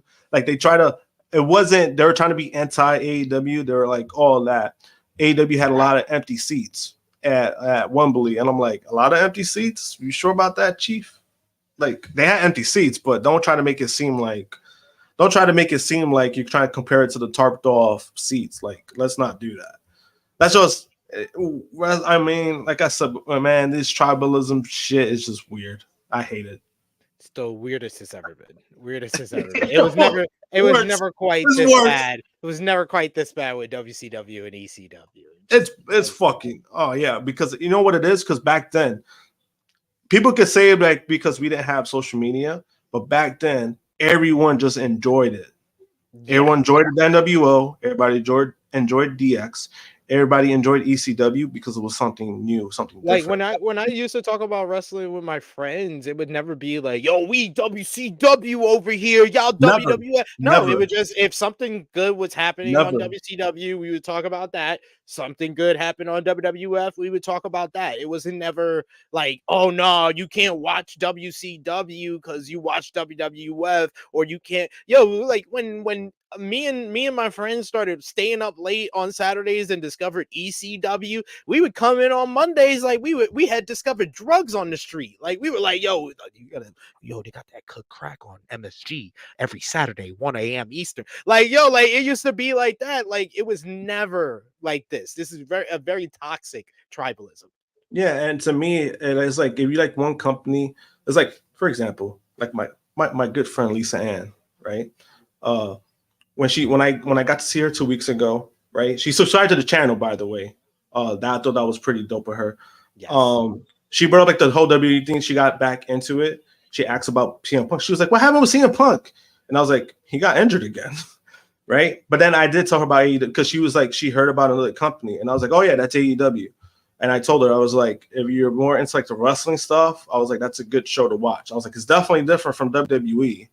I was like, so something like that is cool. You know what I mean? Like if you're more open to that, I like conversations like that. But then when it comes to like this whole tribalism shit about WWE doing this, or like completely shit on AEW, and then you don't have any good arguments, that's when you come in bad faith. And that's why I was shitting on O'Shea the way that I was, because it was like, man, what are you talking about? You're asking questions like this. No, I was like, no, motherfucker. It was the way you were coming off. It was the way that you're coming off. I was able to get a better like explanation of why O'Shea's comments bothered me, and the response of the people who were defending him bothered me even more, is because the people defending him were making it seem like he was giving a valid criticism of AEW. He was not. Because he said he doesn't watch it. You cannot give a valid criticism of something you do not watch. What he was giving is a criticism of fans. Yeah. It's a criticism of fans. Don't make it something it's not. When you're saying, oh no, he's just saying valid criticism. It happened. No, he's made a valid. If you think it's a valid criticism, it's a valid criticism on the fans, not the company. But then also like, another issue that I had with the fans is that they were ignoring the real issue. It was like it was like they had tunnel vision of what he said, and it's like, no, guys, you're not understanding. It's the fact that he's giving criticism to something he doesn't watch, and not only that he doesn't watch it, it was what he was saying in response. That he was saying about like, oh, when I ask a question, people give me shit. I was like, no, bro. That's not what it is at all. That's not what you're doing. And that's not what he does at all. He completely shuts on everything because even with the whole Danielson versus Zack Sabre Jr., he completely shut on it. He ain't asked no questions about it. He ain't asked anything about it. He just completely shut on the match. And it's just like, bro, like, how do you expect people not to come at you in this? Now again, I don't agree with like, oh, Ice Cube, his biggest mistake was giving, I think that was that I don't agree with. I don't condone it. However, when you kind of give like this weird energy, this negative energy towards something, you're telling me you don't expect backlash from it. You telling me you don't expect flack from it. To me, that's where it comes down to. It's just like, bro, like you did this to yourself because you wanted the attention and you got the attention. That's just where it comes down to. It's like me, right? If I was to completely come on here, right, shit on the rock all the fucking time, right? Even for anything, right? You're telling me I'm not gonna expect shit from people like, yo, what the fuck is wrong? You're a hater. Oh, you shouldn't be born. Like, I expect all of that stuff, but you have to be about it. Don't come here and complain about it. You know what I mean? Like, if I was to do that, I expect it. Now, I'm not saying like, oh man, this person sending death threats to me. I'm not gonna be hurt about it. Why? Not gonna do nothing because they're pussy, but that's another that's another story for another day. I'm just saying, right? Yeah, like that's my whole thing. That's not like you gotta watch to critique. It could be 5 seconds, 5 minutes, 5 months, 5 years. It does not matter. You have to watch some of it. He literally admitted in his statement he does not watch it. So therefore, there's no valid criticism for him to make. He is making a criticism of fans, which okay. I mean, wrestling fans suck. So, newsflash. Great. That was very useful. Thank you. Let's talk about the main event to WWE Elimination Chamber. Perth, Nia Jax challenging Australia's own mommy, WWE Women's World Champion Rhea Ripley. What a reaction for Rhea Ripley. This felt like Hogan coming out in the 80s, Punk in Chicago. Like, it was like that type of feel. The reaction that she got is she was just in her moment, feeling like the biggest star of the night on the show. And this matchup was your basic kind of monster heel versus underdog babyface, fight from underneath, babyface in peril. You could have seen this in 1980, 1990, and we have it here in 2024. And I thought that both women excelled in this type of matchup.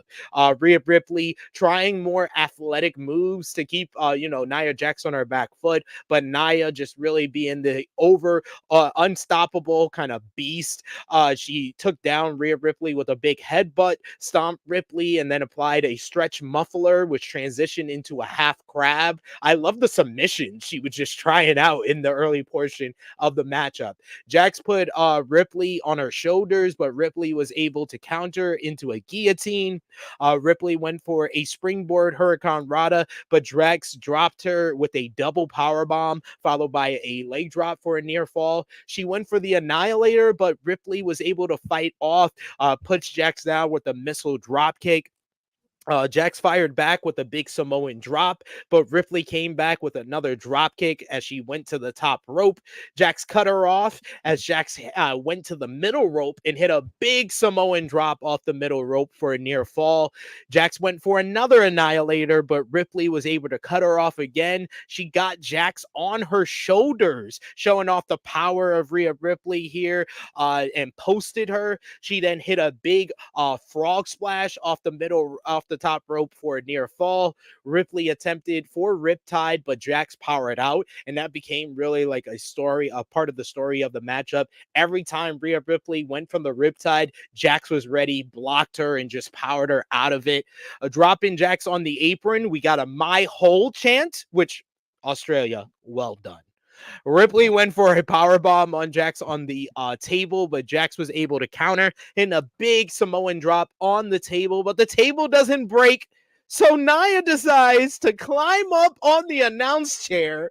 I thought she was gonna fall jumping off the announce chair, but she clean. She gets off of it clean. Does a big elbow drop, putting Rhea Ripley through the table. We get Jax goes for the Annihilator inside the ring after this and hits it. But Rhea Ripley somehow, some way is able to kick out. I would have loved if Rhea Ripley would have hulked up after this. I thought it would have the crowd would have loved it. But Rhea Ripley's able to shove her off of the apron when she goes for another Annihilator. Jax fought back, but Rhea ends up hitting a huge superplex off the middle rope. Jax tries to get up and fight back, but Rhea Ripley hits a big kick, follows up with the Riptide. 1, 2, 3. Rhea Ripley retains the WWE Women's World Championship in a very good main event matchup. I thought this was Nia Jax's best performance of her entire career. She just felt like she had poise. Her timing was on point. She was just she just felt like she was in the moment and really excelled in her role as the monster hero. And Rhea Ripley showing a different side of her game, being the babyface in peril, being the underdog babyface, having to fight from underneath against a larger opponent. And I thought she did a great job of that. And it built to the finish very well with the crowd on their feet for that final Riptide. I give the match 3.5 stars. Yeah, like you said, it was Nia Jax's best performance. Even I gotta admit that. I've never been the biggest Nia Jax fan, just because when it comes to me, it's not so much if you're a bad wrestler. I just don't like the fact when you injure talent and you take no accountability. That's just my personal take on that. And that's why I've always given her shit for it. But I give credit when it's due. This was obviously the best match of her career. But then also Rhea, this is kind of what I've been waiting for from Rhea, to be honest with you. Somebody that could carry and match, somebody who like I could feel confident with her. Like, hey, she goes out there, she's gonna put on a banger, and this is what I got from her. Like, it felt good. This felt like the first time that Rhea Ripley got a pay-per-view worthy challenger as well. Yeah. Because I like when I talked about it on the preview, I realized, like, looking back on their rivalry, this thing started in September.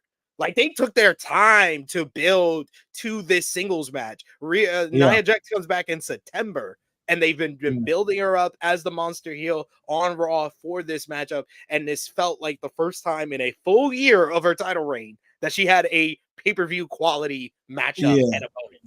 Yeah, and I think that's the only bummy part about it, just because like it took this long for a title reign that's about to be a year. I think that's the only downside about it, just because like early out in her run, she was getting like these squash matches. I think there was one point where she had 4 matches and a total of 11 minutes. I mean, it was not looking good. And I feel like now starting to hit a gear, but unfortunately, I think she probably loses at WrestleMania because I think Becky's getting that title back. I mean, not back. She's gonna win it. So it's that's the only downside about it. But she's been really looking better. I'm happy to see that because I felt like with Rhea for a long time, at least the last year, when everyone was like, "Oh, she's a wrestler of the year," I'm like, I don't think she was putting in the work in the ring to be wrestler of the year. And it had nothing to do with her. Yeah. It had nothing to do with her. It had to do with the booking itself. So this is not me blaming Rhea because I've seen what she could do. She wasn't getting the opportunities to do that because they were so focused on her with Judgment Day. She was having a lack of interactions with the women. And I feel like the last few months, they've been better at that. Like now she's been getting screen time with the women. You've seen her with Becky. You've seen her with Nia. And again, like I said earlier, those 2 interactions with Becky, those were great fucking segments. Great fucking segments. And now there's something now you could build up to WrestleMania that last year we didn't have that. This year you have that for the women. And I think that's important. But overall, the match was great. Great reaction with the hometown, hero. What looked weird to me was that she was like all decked out Judgment Day stuff. She kind of like the Crow. And then they're treating her like a super over baby face like she was back like in NXT. That's the only thing I was like, it kind of felt weird seeing that. But then it was like she had the main event spot, which I thought it was the best possible match you could do the main event for. Yeah. But both of them delivered. So it was great all around for both of them. This felt like the first time Rhea Ripley had a good match that she led. Yes. And that's what I've been waiting for. Go back, guys. Like I say that's what I've been waiting for. We got big Rhea Ripley fans in the chat. Like you got Belle who says, "I teared up during Rhea's entrance." Not gonna lie, because you could see all the emotions written all over her face. Queen Monet saying, "I 100% cried when Rhea came out, and I haven't stopped smiling all day. That moment was special, and she deserved every bit of it. She's a star." 100% agree with you. But even big Rhea Ripley fans, you gotta admit, look back at Rhea Ripley's best matches of her career. She's always been in there with someone who was leading her. Charlotte Flair, Io Sky. Raquel is probably the exception to the rule. The great matches that they had in NXT, they did not have great matches on Raw, but they had great matches in NXT, and that was ones that Rhea Ripley led. But this is the first time on the main roster I feel like she had a really good pay-per-view PLA matchup that she led. Yeah, she needed this. At least for me, she needed this. Again, we know how charismatic she is. She's fantastic on her way on the mic. She's presentable. She looks like a fucking badass, right? She's very presentable, and we all know she could work. It's never been a question about she can't work. I think she could work, but when you get to these kind of statuses in the company and like in the wrestling industry, it's all about carrying your matches. This is how I felt about Becky. When Becky started off as the man, she couldn't carry a match for shit. Like we all said this, but now she's a fucking ring general. She had a baby. The baby blessed her with her. She came back and she was a much better worker. She was a much better worker when she came back. And that's fucking. That tells you that her work ethic, like how serious, like more like, she focused on that because that was her weakest point. And, when it comes to Rhea, always felt like she could get to that level, but it was like kind of waiting. And I felt like we're starting to get that. Even before this, I'm starting to see like her work has improved. And then this kind of like showcased that. All it tells me is that Mania match is going to be it's going to be a fucking banger, and I'm happy. And already the women's title matches at this year's WrestleMania have a better build than last year's. Yes, that's what they needed, and that's what they fucking needed. Because again, last year I know a lot of people put Charlotte and Rhea as the match of Mania. I couldn't do that just because of the build up. The build up really hurt that aspect, and when I explained it to somebody, they changed like their thoughts on it. And I'm like, when I give my opinions on something, I'm not trying to change nobody's thoughts. I'm just giving my opinion. But then when kind of looked at it, I was like, oh shit, you're right. What the fuck were they doing the last few weeks of that build up, right? But that's just how it is sometimes. And now you have something significant because, again, like I said, those 2 segments on Raw and at the press conference, fucking fantastic between both the ladies. That was fucking something that I needed for a long time. And we're getting that. And how many weeks we have left? How many days? 42 days? 42 days until Mania. Now you can do something significant. Damian Hernandez, I hope you read this comment after you wrote it. You said Rhea Ripley versus Zelina wasn't bad. You did not say Rhea Ripley versus Zelina was good. I'm just reading your comments, sir. And then you did not feel strong enough to say that match was good. And then also that match, to be fair, nobody remembers that match. We remember the entrance. We remember her gear. Remember her gear. Remember the Puerto Rican crowd being behind Zelina. The match went less than 10 minutes. And it was not even in the top 2 on that show. Yeah, and it's like, it is what it is at that match. But that's not a match I'm gonna say like, oh yeah, you can look at this and it was presentable. Nobody's talking about it. And like we're praising a matchup with Rhea Ripley and Nia Jax. Like I am giving everything y'all just heard me say about that. I'm also going to state it was the worst match on the show, but it was a good match. That's the quality of the 4 matches, the 3 other matches on the show, where I think that, yeah, Rhea Ripley and Nia Jax was probably the worst match on the show, but that's still a good match. That means that nothing on this show was bad, basically. Yeah, that's a good thing. And the match, and honestly, that was a good spot for them. Main event spot. It needed to be in that spot, to be honest with you. So regardless, it was a good match. I mean, I loved it. I thought it was, again, I'm not the biggest Nia Jax fan, but it was a nice rivalry match. Nia was getting the upper hand, and then Nia did win that match, right? No, she didn't win the match. She beat Becky. She just got the upper hand on Rhea a few times. So, but she's also, we're probably going to see Nia and Becky rematch before Mania, and then Becky's gonna get her big win. So yeah, get her win back. I will say though, Rhea Ripley's little sister looks exactly like Rhea Ripley before she got the black hair. And you know what that means? It means she's gonna be black hair. It's gonna be another Rhea. Oh dear God, the world can't handle that. Well, yes, that brings us to the end of WWE Elimination Chamber Perth. Sound off in the live chat. We want to hear what was your match of the night. MVP, LVP, out of 10, what did you give the show? Did you give the show a thumbs up, thumbs down, thumbs in the middle? Let us know in the live chat. And final call for super chat donations. Want to thank Chuck Berries and Will Chisholm, who's been donating to us for this live stream. We appreciate the support. But yes, sound off in the live chat with that. For me and Josh, for WWE Elimination Chamber Perth, thumbs up, thumbs down, thumbs in the middle in 3, 2, 1. Thumbs up across the board from both of us. Josh, out of 10, what did you give the show? I would say I'm gonna go with 7.25. I'll go with a 7.5. 7.5 out of 10. This was a very good B show. It was a very good B show. I love the presentation, how it looked as far as in the stadium. It looked like a big time show. And I thought that both chambers delivered in a big way. I thought that, like I said before, there was no bad matches on the show. The biggest problem and why I can't go with a bigger, higher score is the pacing is atrocious.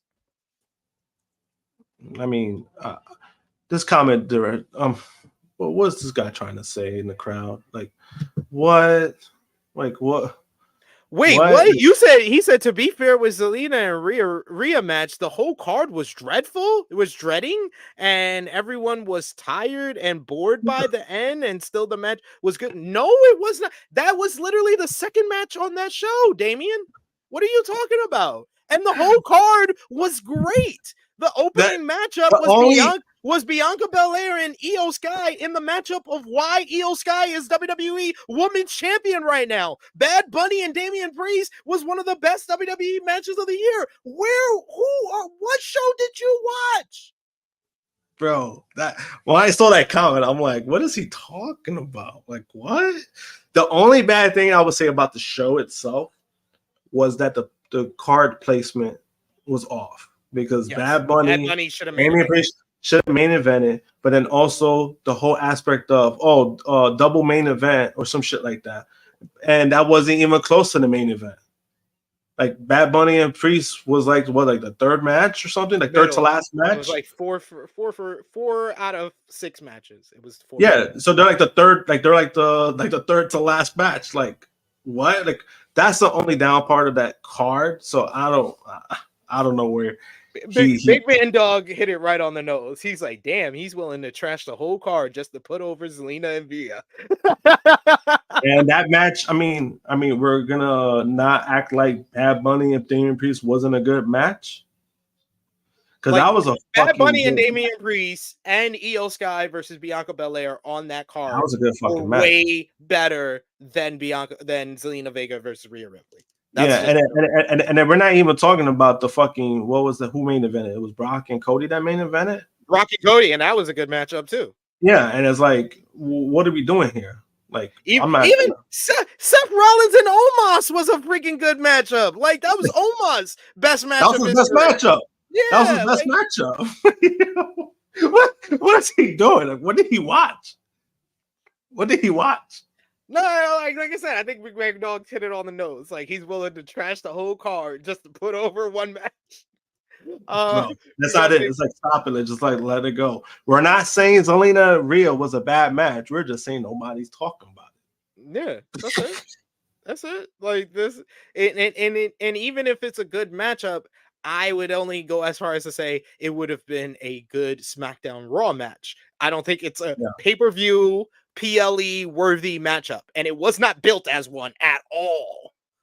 Zelina's got it because of the Puerto Rican crowd, and that was fine to me. That was fine. She got a big moment. Like that's probably her biggest moment she got in her WWE career, and that's fine.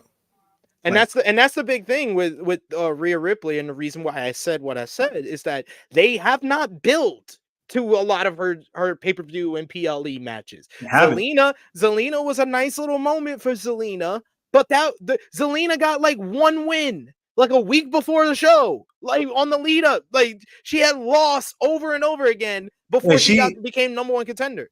And that was her first win in like 2 or 3 years. 3 years. Shit. 3 years. Her first win in 3 years, and then she got a title match. Like they did not build to that.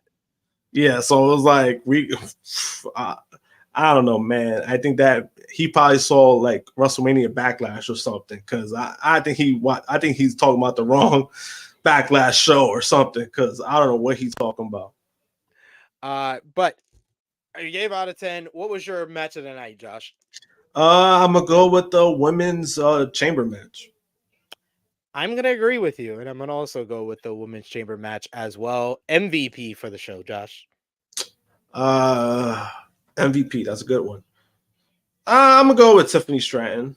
I think she had the most to prove in that match, and she did so because you saw that crowd reaction when she got eliminated. I'm gonna go with Rhea Ripley, Tiffany Stratton, and Nia Jax. That's fair. I should have said Rhea, but I was like, let me see. Let me try to look at. I agree with that though. Yeah, she feels like the biggest star coming out of this. Tiffany feels like she rose her stock the most on this show, and Nia Jax I felt was the most impressive on this show. Yeah, so that's why I'll give all 3 of them MVP honors. LVP for the show, Josh. Austin Theory, fuck that guy. By far, Austin Theory is the LVP on the. Your friend. Your friend who's from here just decided to freaking disown you, like in the middle of a promo. Man, you look pathetic. Damn, bro, Vince disowned you because he basically got the boot. Trips disowned you because he don't book you, and now you got disowned by your own boy and in his home country. In his home country. Do you think we get Waller versus Theory? I heard some people on social media say they think that Waller's turning babyface, which I think would be a mistake. I think it'll be the other way around if it was to happen. I think you turn Theory babyface, and that actually might help Theory that actually might do something for him. I'm not saying it's going to because we haven't seen shit. At this point, I think you need like a whole revamp of Theory, which means AKA turn him babyface, see what happens with that. So if you do a match, that would be the move you make. I don't think you go with Waller. Waller's a better heel, but then also what happened, that's not what a babyface would do.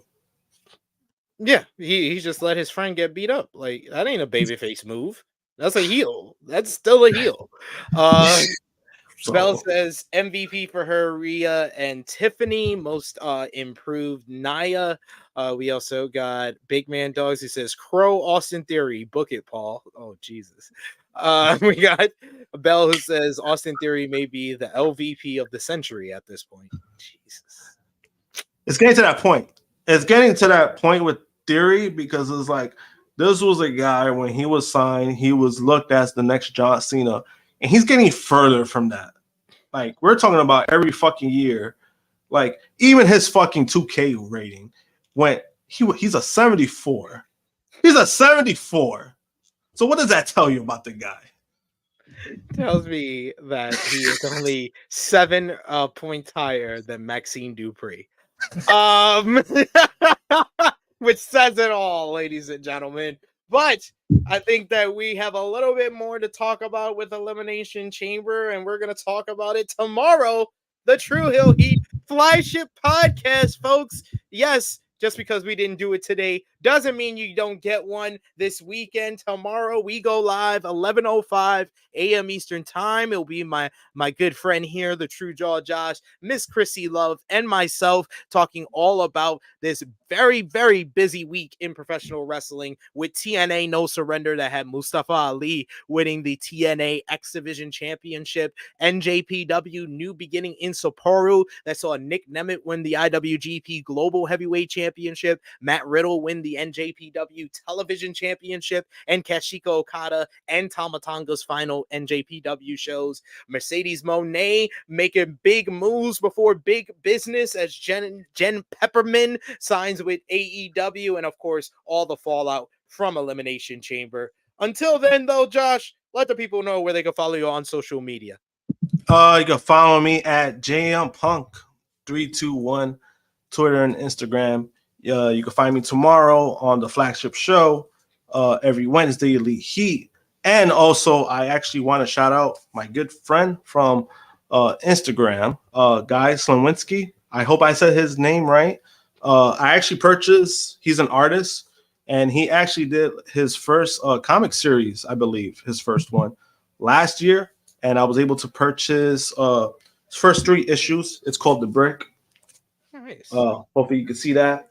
First 3 issues. It's a wrestling / alien story.